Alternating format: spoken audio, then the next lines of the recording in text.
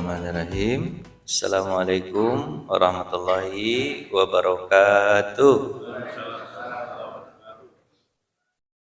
Alhamdulillah alladzi bi ni'matihi tatimmu shalihat. Asyhadu an la ilaha illallah wa asyhadu anna Muhammadan abduhu wa rasuluhu la nabiyya ba'da amma ba'du. Allahumma ati nufusana taqwaha wa zakkiha wa anta khairu man zakkaha anta waliyuha wa maulaha.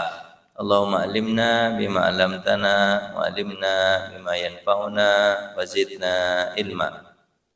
Bapak Ibu yang dirahmati Allah, kita lanjutkan kajian Al-Mawsu'ah fi Akhiriz Zaman wa Malahim Al-Kubra, ensiklopedi akhir zaman dan berita kekacauan besar. Jadi kita pada ahad kedua ini bahas tentang akhir zaman. Baik, kemarin kita tema besarnya adalah tentang Dajjal. Dajjal itu tanda kiamat besar yang kedua. Tanda kiamat besar yang kedua. Karena urutannya itu kadang-kadang dalam hadis Nabi itu apa Pak? Berbeda-beda dari 10 tanda-tanda kiamat besar. Cuman ulama mengurutkan Dajjal ini adalah nomor 2. Nomor pertamanya adalah Dukhan. Kemarin kita ada bahas tentang kabut asap yang sangat mematikan. Banyak yang meninggal dunia, kemudian terjadi kekacauan.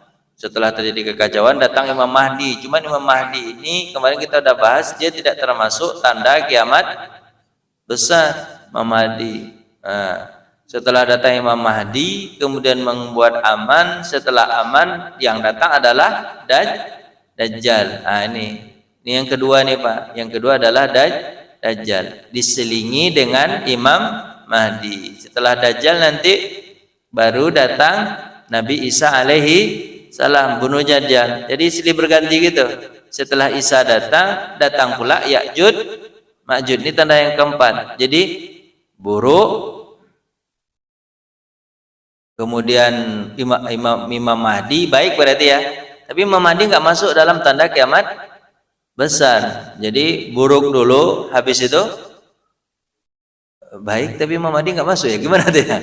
Gitulah kita taruhlah gitu, buruk baik, habis itu datang Dajjal, buruk lagi, datang yang baik lagi, yaitu Nabi Isa, datang yang buruk lagi, yaitu Ya'juj Ma'juj. Kayak gitu tanda kiamat besar itu. Setelah Ya'juj Ma'juj habis, baru nanti Nabi Isa mengamankan seluruh negeri. Amin. Seluruh negeri selama 7 tahun. Nanti baru tanda-tanda kiamat besar berikutnya itu adalah Dabatul ard. Datang binatang melata. Ini tanda-tandanya itu tidak tidak urutan begitu, cuman ulama aja membagi pendapatnya ini, pendapatnya begitu.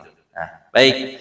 Bapak Ibu yang dirahmati Allah, sekarang kemarin kita bahas Dajjalnya itu dengan tanda-tanda Dajjal di Ibnu Sayyad. Kemarin kita udah bahas tentang Ibnu Sayyad. Ibnu Sayyad itu orang yang hidup pada masa Nabi. Kemudian kemarin itu Pak ya, mana dia kemarin? Ibnu Sayyad ini, ya kan? Hidup pada masa Nabi, hadisnya sangat panjang. Terus Nabi melihat tanda-tanda dia seperti seorang Dajjal. Hadis yang sangat terkenal itu banyak hadisnya. Di antaranya adalah hadis Abu Sa'id Al-Khudri. Dia berkata, kami pergi menunaikan ibadah haji dan umroh bersama Ibnu Sayyad. Berarti dia adalah seorang muslim. Kalau Dajjal yang sebenarnya kafir, dia enggak muslim. Ini melaksanakan ibadah haji dan umroh bersama Abu Sa'id Al-Khudri. Saat istirahat, mereka tinggal berdua dengan Ibnu Sayyad. Terjadi perbincangan. Ibnu Sayyad ingin mengikat lehernya saja. Dia katanya, saya mau bunuh diri aja lah. Kenapa? Karena banyak tuduhan kepada dia bahwa dia adalah Dajjal. Yang mau bunuh diri aja lah, kata siapa Pak? Ibnu Sayyad.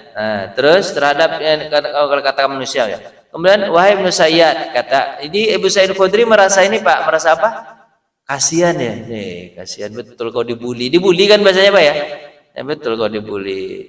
Terus siapakah yang tidak mengetahui hadis Rasulullah? Kata Ibnu Sayyad, kalian kan tahu tentang hadis Rasulullah tentang masalah Dajjal kan? Kata siapa Pak? Ibnu Sayyad. Itu kan? Terus dia mengatakan, bukankah dia berkatakan kepada Ibnu Sa'id Khudri, apa kata dia? Bukankah engkau yang paling mengetahui kan? Kau di antara orang yang mengetahui kan? Kata Ibnu Sayyid kepada siapa Pak? Abu Sa'id Al-Khudri. Terus Dajjal berkata, Dajjal itu kafir sementara aku Muslim, kata Ibnu Sayyid. Terus Rasulullah pernah juga bersabda, Dajjal itu tidak memiliki anak sementara aku punya anak. Aku tinggalkan di Madinah sekarang. Rasulullah juga bersabda bahwa Dajjal itu tidak pernah masuk kota Madinah sementara aku tinggal di kota Madinah dan Mekah. Terus Abu Sa'id Al-Khudri berkata, hampir saja aku menerima alasan dia, berarti dia bukan Dajjal. Habis itu kemudian Ibnu Sayyid berkata, demi Allah sesungguhnya aku ini perkataan dia lagi salah dia. Apa kata Ibnu Sayyid? Sesungguhnya aku mengenal dan mengetahui tempat kelahirannya dan di mana dia sekarang. Berarti Ibnu Sayyid ada hubungannya dengan Dajjal karena dia mengetahui yang gaib tentang di mana Dajjal, kemudian Dajjal yang besar. Berarti ulama mengatakan bahwa Ibnu Sayyid adalah 30 Dajjal, karena ada Nabi mengatakan sebelum Dajjal besar datang akan datang juga dulu 30 Dajjal sebelum Dajjal besar. Salasina Dajajilah kata Nabi, 30 Dajjal. Jadi bukan langsung Dajjal besar. Berarti Ibnu Sayyid adalah salah satu di antara 30, tapi bukan Dajjal yang besar itu. Terus Ibnu Sayyid berkata, aku berkata kepadanya, celakalah engkau pada hari-harimu. Ibnu Sayyid akhirnya yakin, oh berarti dia ada hubungannya dengan Dajjal. Salah satu di antara apa? Nanti ada hadisnya. Di hadis sebelumnya itu dia pernah mengatakan, Ibnu Sayyid, kalau kamu ditunjuk sebagai Dajjal besar, sekarang kan kau Dajjal kecil baru.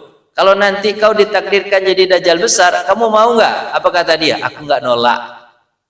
Berarti Dajjal itu diusahakan. Sifat Dajjal itu Bapak diusahakan. Bisa kan diusahakan? Apa kata Ibnu Sayyid? Kalau aku ditakdirkan untuk kalau engkau bisa ditakdirkan untuk jadi Dajjal besar, dia bilang apa? Aku nggak nolak. Pak, sekarang kita masuk apa Pak? Tentang kisah Tamim Ad-Dari. Tamim Ad-Dari dan Jasasah. Cerita Pak, Jasasah. Arti Jasasah adalah di mata-mata. Jasus itu artinya mata-mata. Jadi kalau Bapak jasus itu mata-mata artinya. Terdapat hadis populer yang panjang. Jadi kira-kira kita ada berangkat dari tadi siapa Pak? Dari siapa tadi itu? Abu Sa'id Al-Khudri dengan siapa tadi? Ibnu Sayyid. Dia meninggal ternyata. Dia meninggal. Berarti dia bukan Dajjal yang besar, bukan Dajjal yang besar. Terus terdapat hadis yang populer tentang yang panjang tentang kisah siapa? Tamim Ad-Dari yang bertemu dengan Jasasa. Itu kan? Terus bertemu dia dengan siapa Pak? Dajjal. Hadis riwayat Muslim. Kalau Muslim berarti hadisnya saya cari aja di nomor 29421800. Ya Pak ya. Dari situ. Jadi Tamim Ad-Dari ini dia berlayar di suatu dia berlayar ingin menemui Nabi. Ada riwayat hadis mengatakan dia dari Palestina. Dia orang Palestina. Agamanya adalah Nasrani, karena orang Syam kan, dari atas berarti, atas berlayar kemana Pak? Ke bawah. Ada juga riwayat mengatakan dia adalah dari Yaman, dari bawah naik ke atas. Allahu a'lam bishawab. Hadisnya dua. Terus yang jelas dia hadisnya yang pasti bahwa dia adalah, karena kenapa kok begitu sahabat mengatakan ini prediksi sahabat aja, prediksi sahabat apakah dia orang Palestina atau orang Yaman? Karena ketika Nabi menjelaskan kepada mereka, jadi ceritanya itu, hadis itu, dia kan seorang Nasrani. Nabi lagi ngajar di Masjid Nabawi. Di tengah-tengah itu biasanya kosong tuh, kosong. Terus datang dia langsung ke depan, karena berarti ada peristiwa yang hal yang paling penting untuk dibicarakan. Dia dialog dengan Nabi dekat, sedikit hanya terdengar apa Pak? Sama sahabat yang lain apa Pak? Samar-samar gitu, nggak terdengar besar gitu. Udah setelah dia pergi, baru Nabi mengatakan dia adalah Tamim Ad-Dari, tapi Nabi tidak menyebutkan aslinya di mana. Dia belayar, kemudian sampai terdamparlah sebuah pulau dan dia ketemu dengan Jasasah. Jasasah menyuruh dia pergi ke Dajjal. Dan dia bercerita begini begitu dan itu benar kata Nabi Muhammad SAW. Dan akhirnya Tamim Ad-Dari masuk Islam.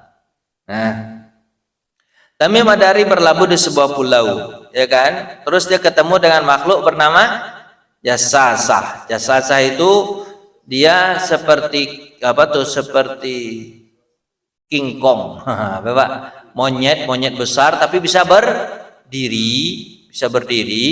Bulunya itu tidak ketahuan mana depannya mana belakangnya. Berarti saking lebatnya. Jadi nggak ketahuan dia bagian depan atau bagian belakang. Kenapa? Saking lebatnya bulunya itu. Sangat lebat bulu rambutnya. Tidak tahu mana depan mana belakang. Jasasa akhirnya mengantarkan mereka ke lelaki yang sudah dirantai. Hampir seluruh badannya dirantai di sebuah pulau itu. Laki-laki itu menanyakan kepada Tamim Ad-Dari tentang danau Tiberias. Kemudian dia bertanya juga dengan kebun kurma di Baisan, Yordania. Kemudian dia bertanya juga tentang air Zugur dan bertanya pula tentang apa? Nabi Muhammad SAW. Jadi keempat pertanyaan ini danau Tiberias, apakah dia sudah apa Pak? Mengering? Apa jawaban Tamim Ad-Dari? Belum. Ini kan karena beradanya di sekitar Yordania semua nih Pak. Yordania, Syam itu danau Tiberias. Apakah danau Tiberias itu udah mengering? Apa jawabannya? Belum. Apa kata Dajjal? Sebentar lagi kering. Terus apakah kebun kurma Baisan? Bagaimana keadaan sekarang? Masih berbuah? Sebentar lagi terbakar kata dia. Memang udah dibakar sama siapa Pak? Sama Yahudi sekarang udah dibakar ketika itu, dihancurkan itu. Terus kemudian mata air Zugur gimana? Masih ada. Sebentar lagi kering.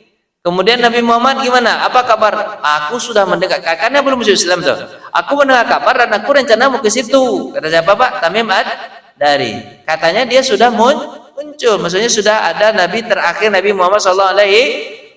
Apa kata dia? Sebaiknya kau ikuti dia karena dia adalah Nabi yang terakhir. Maksud kamu gimana ini? Kok kamu tahu-tahu begitu? Kata dia. Aku ini Dajjal. Sementara Tamim Ad-Dari kan belum tahu tentang cerita tentang Dajjal, karena dia masih Nasrani. Makanya karena itulah dia bertanya kepada Nabi Muhammad SAW, dan Nabi Muhammad mengatakan itu adalah Dajjal yang muncul di akhir zaman. Hikmah hadis ini adalah kenapa ke orang Nasrani? Nah, kenapa kok Allah menghikmahkan orang Nasrani yang ketemu dengan Dajjal? Kenapa Pak? Karena orang Nasrani mengelu-elukan Dajjal, sama seperti orang Yahudi yang mengatakan kalau Nasrani bilang apa Pak? Apa tuh Pak? Apa bilang Pak? Dajjal itu mengelu-elukan Dajjal. Malahan sebagian dari orang Yahudi dan Nasrani juga ya Yahudi Pak ya. Yahudi juga mengatakan Pak, sebagian dari orang Yahudi menganggap Dajjal itu adalah juru selamat atau Tuhan, Mesias Tuhan gitu. Atau apakah yang mereka maksud itu Mesias Nabi Isa yang akan turun? Tapi Nabi Isa yang akan turun tidak suka kepada orang-orang Nasrani. Di situ kerancuannya Pak. Kerancuan orang Nasrani itu situ kerancuannya. Dia tunggu apa tuh? Mesias turun. Tapi agama mereka adalah bukan agama Nabi Isa lagi. Berarti sebenarnya mereka tunggu siapa? Dajjal inilah yang mereka tunggu. Itu hikmahnya. Kenapa kok Allah memberi hikmah orang-orang Nasrani yang ketemu dengan Dajjal? Akhirnya laki-laki itu mengaku dia sebagai apa Pak? Aku Dajjal. Coba lihat. Ini ketika kita lihat di internet Pak. 2011 Danau Tiberias masih begini. Tapi ternyata 2014 Senator Pires begini, di musim kemarau, nggak tahu nanti apakah di musim hujan kemudian apalagi banyak lagi. Tapi sekarang sudah kering. Sekarang sudah 2000 berapa? 2000. Cuman saya dapat di internet cuman begini. 2025 belum dapat. Nah, coba Pak cari Danau Tiberias seperti apa bentuknya sekarang. Berarti dia sudah kering. Berarti betul prediksi Dajjal kan? Danau itu akan kering. Nah, kenapa Pak? Letak Danau Tiberias. Danau Tiberias itu terletak antara bagian bawah tinggi Golan. Golan itu di mana Pak? Dikuasai oleh Suriah. Nah, di mana sekarang Pak? Letaknya Pak? Suriah. Kenapa kok Dajjal bertanya tentang Tiberias? Karena kan mereka hadis itu mengatakan, makanya sebagian sahabat mengatakan Tamim Ad-Dari ini dia dari orang Palestina. Kenapa? Karena dia mengertilah tempat Syam itu kan. Suriah kan, kalau Palestina itu kan termasuk di antara negeri Syam dulu namanya. Syam itu Bapak, Palestina, Yordania, Libanon, Syria. Libanon, Yordania, Libanon, Syria. Itu termasuk apa dulu? Syam. Nah, maka Suriah itu kan termasuk Syam. Makanya dia letaknya di mana Pak? Di dataran tinggi Golan, di daerah timur Galilea, Palestina. Sana ke atas sedikit gitu, atas Palestina. Palestina itu kan negerinya yang memanjang itu Pak ya. Panjang juga. Ada di sini apanya Pak? Yordania. Kemudian di sininya apa? Itulah. Apa itu Suriah, sama di atasnya apa Kak? Libanon. Kemudian di samping sininya apa? Mesir. Kan dia sepadan dengan 4 negara itu, Mesir, Yordania, Suriah, Libanon bagian atas. Kan ini dia Pak. Masa kenapa saya pusing-pusing jelasin sama Bapak? Ada ini Libanon, ini apa? Syria, ini apa? Yordania. Di sinilah kira-kira letaknya itu Pak, Danau Tiberias itu. Ya Pak ya? Iyain aja lah ya gitu. Nah, dataran tinggi Golan kan di sini nih Pak. Dataran tinggi Golan. Ya Pak ya? Nah, dataran tinggi Golan ya. Secara geografis masuk Palestina. Secara geografisnya masuk Palestina dan Suriah. Tapi secara politis sekarang dikuasai Israel pula lah mengambil. Israel pula. Dialah yang menghancur-hancurkan danau ini kan. Dia tahu apa? Dajjal itu akan muncul kalau Danau Tiberias dikering-keringkan sama dia biar cepat muncul. Pandai dia orang Israel. Garis pantainya membentang sepanjang 53 kilo, luasnya 166 kilo. Bagian terdalamnya 46 meter. Bayangkan 46 meter kering, gimana tuh Pak? Diapain tuh sama orang Israel tuh Pak? Tahu di apa? Oh, ini kebun korma Baisan. Dulu kebun kormanya, kebun korma nih semua nih Pak. Semuanya dulu Bapak kebun korma dulu semuanya ini. Tahu-tahu sekarang dibom. Jadi begini dia. Oh, ya kan? Dibom. Ini sebenarnya letaknya antara Yordania dengan Palestina. Sekarang diambil, dulu dikuasai sama Yordania, tapi sekarang diambil sama Israel. Israel itu bukan hanya menjajah Palestina, Pak. Israel itu menjajah Yordania, Suriah, Libanon. Itu yang mereka ambil sedikit-dikit. Nah, cuman yang banyak dikuasainya itu adalah Palestina. Tapi negara-negara lain itu juga dikuasai, patoknya pindah-pindahin terus patok-patok negara sama dia. Dan herannya Amerika boleh, kata dia. Heran, terserahlah Amerika tuh. Nah, dulu Koma Baisan begini bentuknya. Sekarang mata air Zugar. Ini mata air Zugar nih Pak. Mata apa nak? Mata air Zugar. Kayak ini danau ya. Kayak danau. Kayak apa? Kayak sungai. 2000 tahun 2016 mengering begini dia. Nah, ini cari ikan, banyak ikan dalamnya kada kering ini Pak.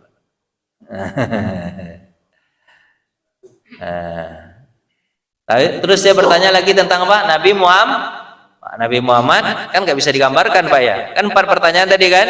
Nabi Muhammad, apa kata Tamim Ad-Dari? Sudah ada. Cuman apa tuh? Apa kata Dajjal? Ikuti dia. Kenapa?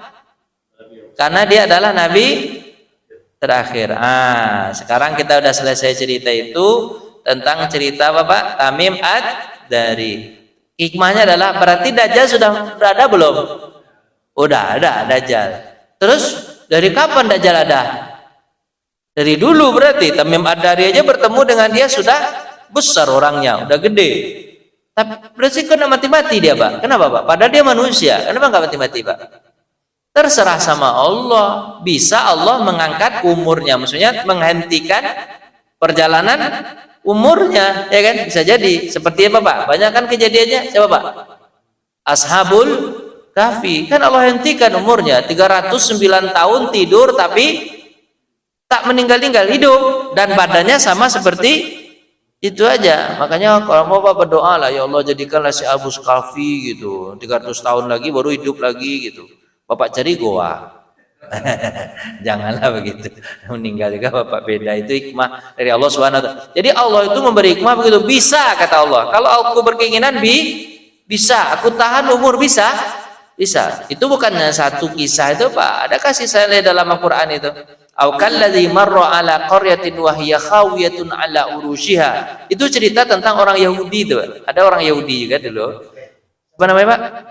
Uzair namanya. Terus ya, dia tapi dia itu jalan, pas dia jalan dia melihat ada rumah yang habis dirampok, kemudian rumah itu dibakar, orangnya dicincang.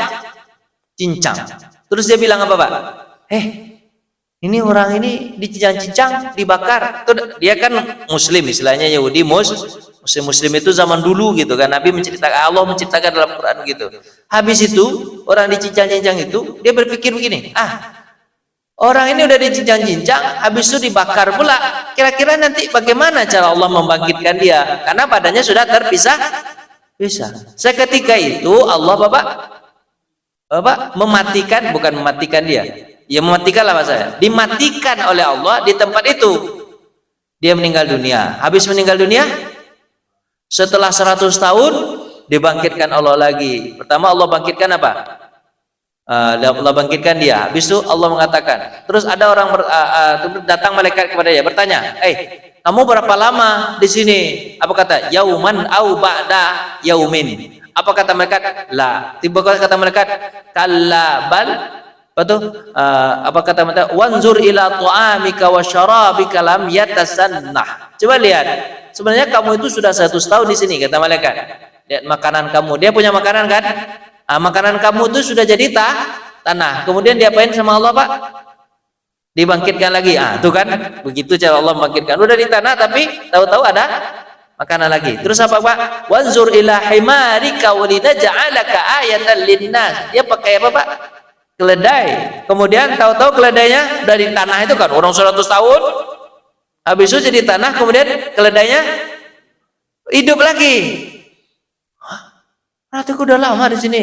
Iya, kata siapa Pak? Kata Allah Subhanahu, kata mereka coba kau pulang. Dia balik ke kampung halamannya, tak satu orang pun yang, karena orang udah meninggal semua. Ada ternyata cucunya, sama cerita Abu Kahfi. Ada ternyata cucunya itu mirip seperti istrinya. Mau dipegang sama dia, marahlah cucunya. Pegang-pegang. Ini enggak kenal kakek dia jauh, kan? Enggak kenal apa pegang-pegang. Kata dia, aku ini kan suamimu. Suami dari mana? Ini suami asliku. Ini rumahku, kata dia kan. Ini rumahku. Apa buktinya? Ternyata dia ada menyimpan barang di mana Pak? Di suatu simpanan yang orang tidak tahu. Kalau ini buktinya di rumahku, aku nyimpan barang ini itu. Aku cari ya sekarang, carilah. Ternyata di situ, oh iya nih kakek ternyata yang sudah hilang selama 100 tahun. Ada dalam Al-Quran surah Al-Baqarah ayat 180 berapa itu Pak? Bapak cari bukan 190. Bapak cari aja lah nanti saya cariin nanti ya. Au kalladzi marra ala qaryatin wa hiya khawiyatun ala urushiha. Itu ayatnya itu Pak. Ayat berapa itu Pak?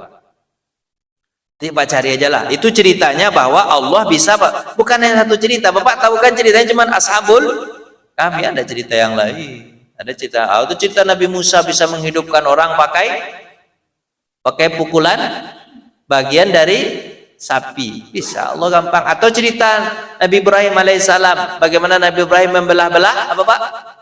Membelah burung kemudian dihidupkan lagi kan? Kan bisa gitu Pak? Bisa nggak Pak? Nah, begitulah kira-kiranya. Dah, sekarang kita udah cerita itu, berarti Dajjal udah ada belum? Udah ada. Kapan Dajjal itu datang?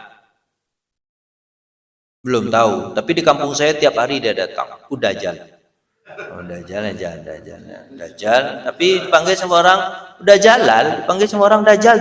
Iya kata dia. Dia mau dipanggil Dajjal. Dia sebenarnya Jalal. Tapi dipanggil orang udah Dajjal gitu. Tiap hari dia datang. Tapi dia tidak membawa fitnah dia tidak membawa fitnah. Nah, baik. Sekarang kita akan bahas tentang bahaya fitnah Dajjal dan cara berlindung dari Dajjal. Ini cerita lagi ya. Jadi Pak, bahayanya luar biasa. Fitnah Dajjal itu bahayanya apa Pak? Setiap orang yang bertemu dengan Dajjal bisa dipastikan 99,9% kafir dan ikut bersama Dajjal. Sudah dipastikan. Apalagi orang yang imannya lemah Pak. Orang dikasih duit 1 M aja langsung berubah. Jangan 1 M. Indomie aja berubah. Baik, pertama, fitnah Dajjal adalah fitnah terbesar di muka bumi.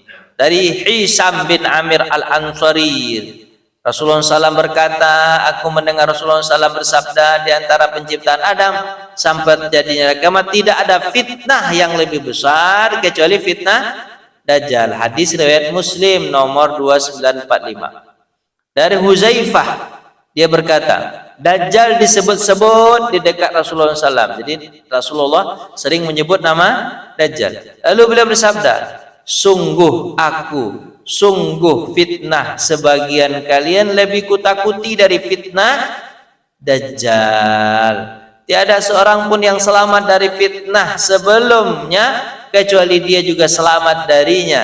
Tiada satu fitnah pun yang diciptakan sejak terjadinya dunia ini kecuali yang kecil maupun yang besar kecuali yang tersisa disia-siakan karena fitnah Dajjal. Artinya apa Pak? Nah di sini kalau kalian sudah terbiasa kena fitnah dan kalian selamat, maka kalaupun ada fitnah besar Dajjal, kalian pun akan selamat. Tapi kalau orang yang tidak terbiasa lewat dari fitnah-fitnah kecil, maka nanti ketemu dengan Dajjal pasti tidak akan selamat. Jadi fitnah kecil itu apa? Misalnya ada duit 1.000, diambil sama dia, berarti besok kena fitnah Dajjal. Tapi kalau 1.000 dikasih sama dia, enggak, saya ambil 1.000 apa? 100.000? Kecil 100.000. 1 juta? 1 juta kecil. 1 M? Kecil. 50 triliun? Kecil. Orang yang seperti itu berarti terhindar dari fitnah Dajjal. Tapi pas ketika berapa? 1 M? Agak berubah ya. Mikir-mikir dulu kata dia kan. 2 M atau 1 triliun? Dia bilang apa? 1 triliun banyak nih. Ada ambilnya. Berarti orang yang seperti itu kena fitnah Dajjal. Nih hikmah dari hadis itu, hadis riwayat. Jadi Pak, tanda-tanda orang yang tidak akan kena fitnah Dajjal siapa Pak? Orang yang selamat dari segala fitnah, sampai fitnah terbesar, sampai terfitnah Dajjal. Tapi orang yang tidak pernah selamat dari fitnah, berarti nanti dia tidak akan selamat dari fitnah Dajjal. Lanjut. Peringatan Nabi kepada umat ini kena fitnah Dajjal. Dari Abdullah bin Umar, dia berkata, Rasulullah SAW bersabda, sungguh aku benar-benar telah memperingatkan kalian. Tiada seorang Nabi pun kecuali ia pasti memperingatkan kaumnya. Tentang siapa Pak? Dajjal. Sungguh Nuh telah memperingatkan kaumnya. Adapun aku akan mengatakan kepada kalian tentang Dajjal sesuatu perkataan yang tidak pernah diucapkan oleh seorang Nabi pun kepada kaumnya. Kalian mengetahui Dajjal itu buta sebelah matanya dan Allah itu tidak buta sebelah, karena Dajjal mengaku sebagai Tuhan.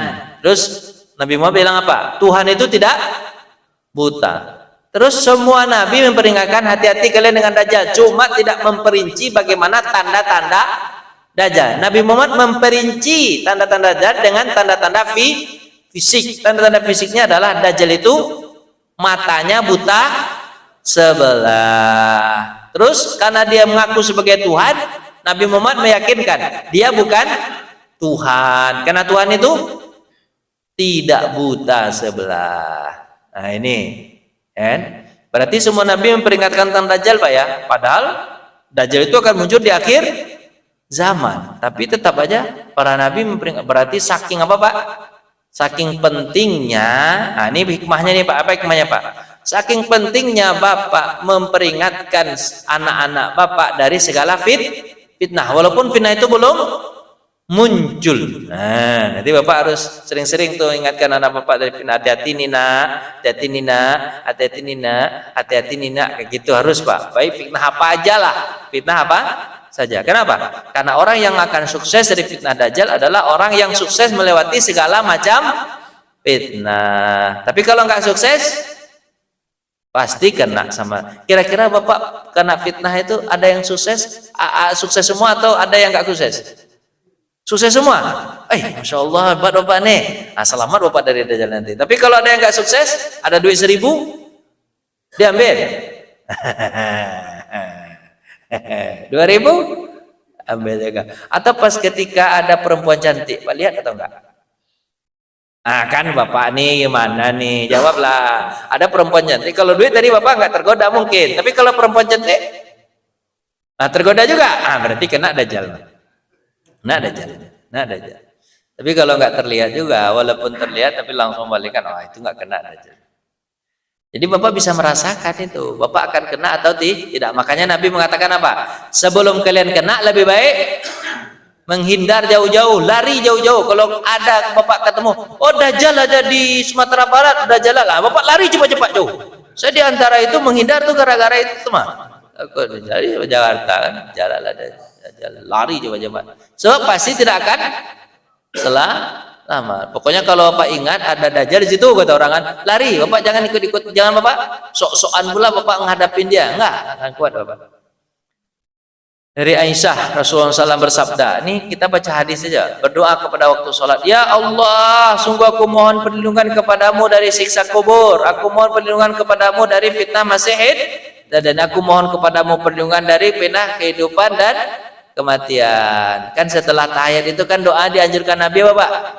Allahumma inni a'udzubika min fitnatil mahya wa mamat, a'udzubika min fitnatil masihid dajjal, wa a'udzubika min fitnatil Allahumma inni a'udzubika min azabil qabri, wa a'udzubika min azabil jahannam, wa a'udzubika min fitnatil mahya wa mamat, wa a'udzubika min fitnatil masihid dajjal. Ada 4 Pak ya.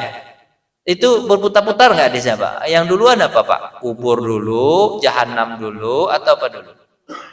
Sama aja lah Pak yang putar, karena doanya kan bisa digabungkan. Allahumma inni a'udzubika min azabil qabri, wa a'udzubika min azabi jahannam, wa a'udzubika min fitnatil mahya wa mamati, wa a'udzubika min fitnatil masihid Dajjal. Dua ya? Ya Pak ya? Terakhir kan? Kenapa kok didoakan itu Pak?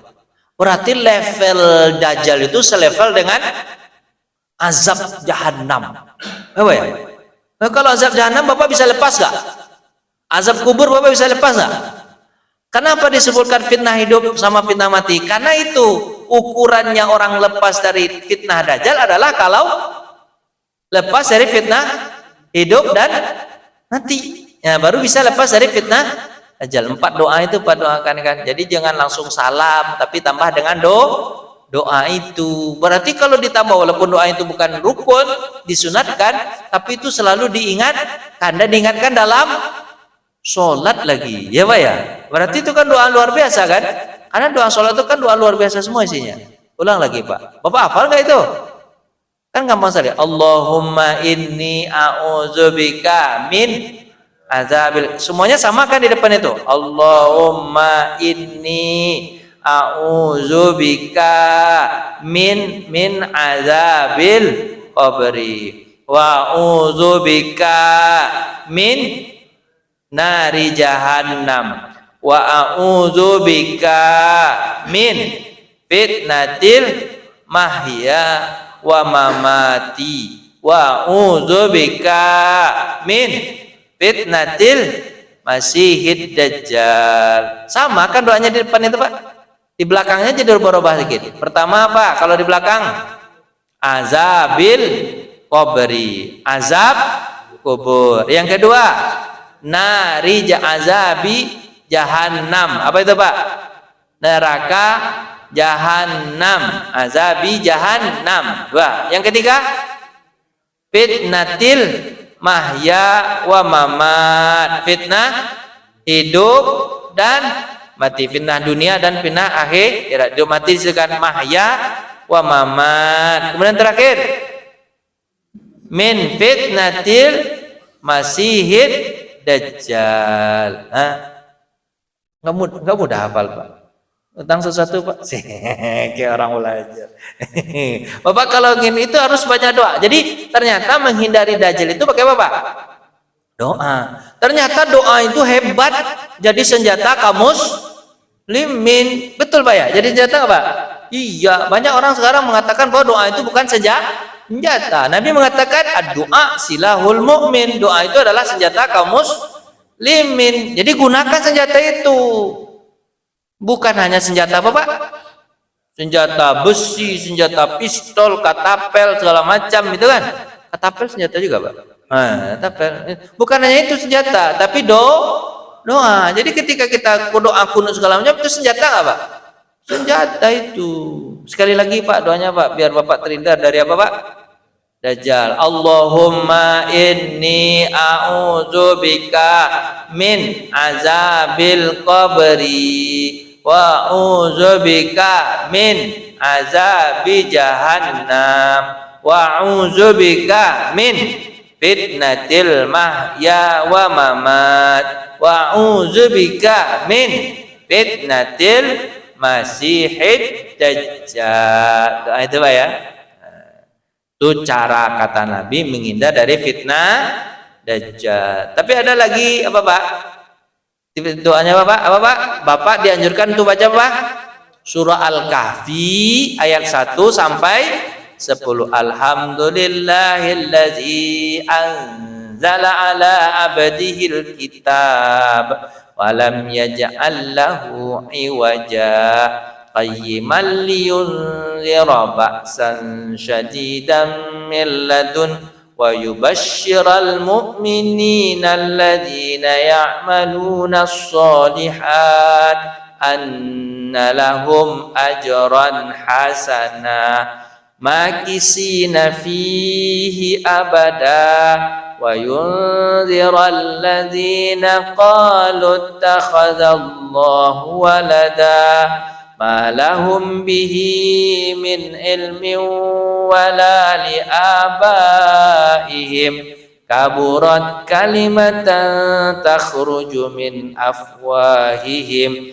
iyakuluna illa kaziba fala'allaka bakhi'un nafsaka ala atharihim illam yu'minu bihadzal hadisi asafa inna ja'alna ma 'alal ardi zinatan laha linabluwahum ayyuhum ahsanu amala wa inna laja'iluna ma 'alaiha sa'idan jurza am hasibta anna ashabal kahfi warraqim kanu min ayatina ajaba idh awal fityatu ilal kahfi faqalu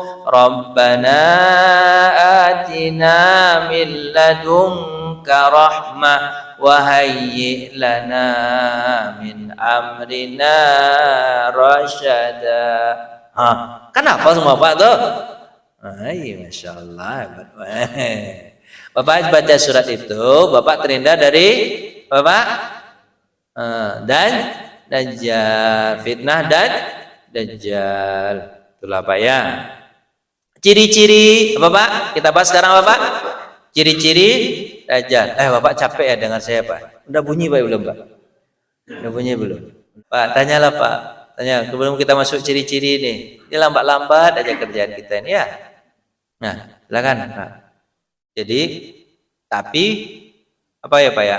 Yang namanya manusia, dia punya pilihan. Disitulah dia menentukan pilihan baik atau buruk. Ya, semua manusia, semua makhluk yang berakal dikasih sama Allah Pak pilihan. Termasuk iblis. Iblis punya pilihan nggak Pak? Punya pilihan, dikasih sama Allah. Mau jadi yang baik kan Allah perintahkan sujudlah kepada Adam. Terus setelah itu kan ini kan ceritanya iblis. Kan ada hadis berikutnya itu adalah iblis, kamu mau masuk surga enggak? Kata siapa Pak? Kata Allah kepada siapa Pak? Kepada iblis. Ketika itu Nabi Adam sudah meninggal dunia, ya dikasih pilihan lagi. Apa kata Allah? Kalau kamu mau masuk surga dan aku maafkan kesalahanmu selama ini, caranya kamu sujud ke kuburan Adam. Udah jadi mati kuburan. Apa kata dia Pak? Dia balik lagi. Apa kata dia? Ketika hidup aja aku mau sujud, apalagi udah mati, kata dia. Padahal sebenarnya kan secara akalnya itu akal menurut Allah ya, yang merintahkan itu siapa? Allah. Kalau Allah perintahkan mau sujud sama siapa aja, ya kita serah Allah. Seperti apa contohnya? Bapak sujud di hadapan Ka'bah. Siapa merintahkan begitu? Bukan kiblat. Kalau Bapak mengatakan apa? Sujud sama batu, aku lebih hebat pada batu. Seperti apa dikatakan Umar bin Khattab. Tapi kata Umar apa? Karena Allah perintahkan dan Rasul mengerjakan, aku kerjakan. Karena masalahnya perintah itu, perintah Allah itu. Jadi Allah mau ngapain aja? Ya mutlak. Tapi kan perintah Allah itu juga apa Pak? Enggak masuk di akal betul. Bisa bukan bagaimana bahasa belibet banget ya. Ada bisa dimasukkan juga ke dalam akal. Walaupun menurut kita akal kita belum sampai. Seperti sujud kepada Ka'bah itu atau mencium Hajar Aswad. Itu hanya sebagai apa Pak? Lambang untuk pemersatu arah. Tapi kalau seandainya nggak ada orang pemersatu arah, kan lucu Pak. Sholat di Masjid Jabal Rahmah, satu menghadap ke depan, satu menghadap ke samping kiri, satu lagi menghadap ke kanan, satu lagi menghadap ke belakang. Pas ketika dia ruku, bertemulah kepala sama kepalanya. Ada ilah kan nggak cocok itu ada hikmahnya. Atau hikmahnya kita cari, makanya dikatakan karena hikmah itu mereka kata Allah, kamu lakukan aja dulu, habis itu nanti baru cari hikmah. Ada hikmah yang aku sampaikan kepada kamu, ada yang hikmahnya tidak kamu ketahui. Contoh misalnya kenapa kok sholat subuh 2 rakaat padahal kita baru bangun tidur kan lagi semangat 2 rakaat aja Bapak tidur, apalagi 4 rakaat lebih tidur pula sebab tidur. Ini banyak hikmahnya. Orang sholat 2 rakaat tidur ya hilang ingatan dia pas kita sholat. Jadi Pak, jadi gitu.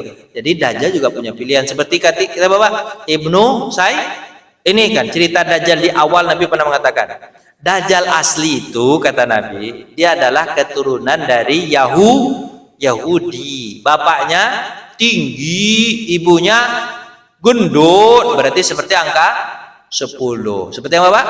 Angka 10. Terus ayah dan ibunya ini mengajarkan keburukan kepada anak ini. Mengajarkan keburukan kepada anak. Pokok segala macam keburukan anak ini kan. Dan ketika anak ini melakukan keburukan, ayahnya menyokong dia. Berarti ini adalah Bapak, ada andil orang tua juga yang menjadikan anak itu Dajjal. Dan ketika Dajjal ini melakukan keburukan, dia senang luar biasa, senangnya luar biasa. Nah itulah Pak, kalau nggak melakukan keburukan demam dia. Nah itulah cikal bakal Dajjal. Jadi ada andil manusia. Kan kita baik buruk kan. Makanya Bapak sebenarnya bisa Pak jadi Dajjal kalau Pak mau jadi Dajjal. Ya misalnya kan ya, kalau mau jadi Dajjal di antara Dajjal yang berapa Pak tadi Pak? Yang 30 kecil itu bisa Bapak jadi Dajjal kalau Pak mau Pak. Pokoknya Pak, Bapak ikutin saja segala keburukan dan Bapak senang melakukan keburukan. Kalau tidak melakukan keburukan itu Bapak demam. Ah itu Dajjal. Coba. Bisa. Nanti itu pilihan Pak jadi Dajjal itu. Dan Dajjal yang besar itu keburukannya sangat besar sekali keburukannya. Sampai dia membunuh orang Dibolahin sama ayahnya dan ibunya. Itu kan cerita Nabi kan. Dibiarin. Itu bagus tuh nak kau bunuh orang. Itu mantap tuh. Disokong sama ayah dan ibunya. Heran. Nah itulah Pak, heran Pak. Jadi Pak, Allah memang mengtakdirkan baik yang buruk. Sekarang silakan Bapak milih, termasuk Dajjal. Jadi bukan artinya dia utusan Allah juga gitu. Agak susah kita mengatakan dia utusan Allah. Yang namanya utusan Allah itu Bapak pasti disuruh yang baik. Sebenarnya dia utusan siapa? Utusan dirinya sendiri dan sama syaitannya, itu kan. Berarti dia mewakili siapa Pak? Dajjal itu mewakili siapa Pak? Syaitannya. Nanti kalau ada dukun segala macam dia mewakili siapa Pak? Syaitannya itu Pak. Itu ya. Jadi biar mantap nih, biasanya bisa kita bedakan itu kan. Sebab juga orang-orang korupsi itu dia juga mewakili, apa kata? Saya ini perwakilan rakyat. Perwakilan rakyat. Mewakili apa? Mewakili ambil duit rakyat untuk saya. Nah, kan? Karena perwakilan juga kan namanya Pak ya. Jawablah Pak ya gitu. Kan mereka mengaku sebagai wakil kita juga kan? Ngaku nggak Pak? Mewakili kalau duit banyak dia sudah mewakilkan. Kalau untuk senang-senang dia mewakili kita. Kalau sudah untuk beli mobil baru dia wakilkan kita. Terus kita tak perlu dapat mobil baru lagi kan sudah diwakilkan. Oh, itu wakil juga Pak. Tapi kalau Bapak miskin nggak mau dia mewakilkan Bapak sebagai orang miskin, nggak mau dia. Wakil juga kan namanya Pak ya. Tapi Tuhan telah tempatkan bukan bahasa wakil di tempatnya. Udah cukup lah Pak ya. Cukup ya Pak. Ada mau nanya nggak? Dah kayak cukup. Tutup itu dulu, besok kita ciri-ciri dan Dajjal. Kecil-kecil aja kita belajar dikit-dikit ya Pak ya. Tapi mudah-mudahan kita terhindar dari Dajjal. Mohon maaf Pak ya, lama kita nih di Dajjal ini, lama kayaknya kita ini muter-muter di sini dulu. Terima kasih Pak. Kita tuh kena baca alhamdulillahirabbil alamin. Doa kafatul majlis. Subhanakallahumma bihamdika asyhadu an la ilaha illa anta astaghfiruka wa atubu ilaik. Assalamualaikum warahmatullahi wabarakatuh.